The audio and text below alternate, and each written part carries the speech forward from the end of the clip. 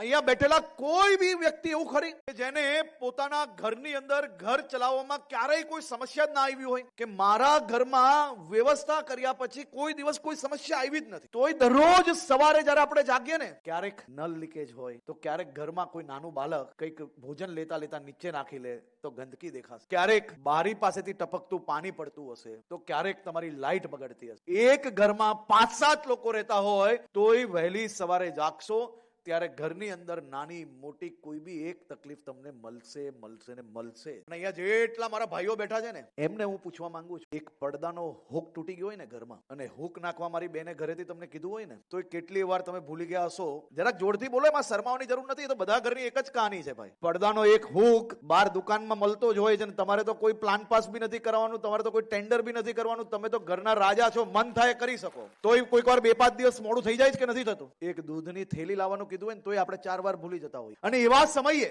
આ મહાનગરપાલિકાની ટીમને હું કેમ અભિનંદન આપું છું. સામાન્ય રીતે જેને કંઈ કરવાનું જ નથી ને, જેને જીવનમાં દરરોજ સવારે જાગીને ખાલી શહેરની અંદરથી એક વસ્તુ શોધવાની છે અને એની ટીકા કરવાની, જે વ્યક્તિ એના જીવનમાં પોતાના જીવનમાં કોઈ દિવસ ઘરનું કામ બી ના કરી શક્યા હોય, એ વ્યક્તિ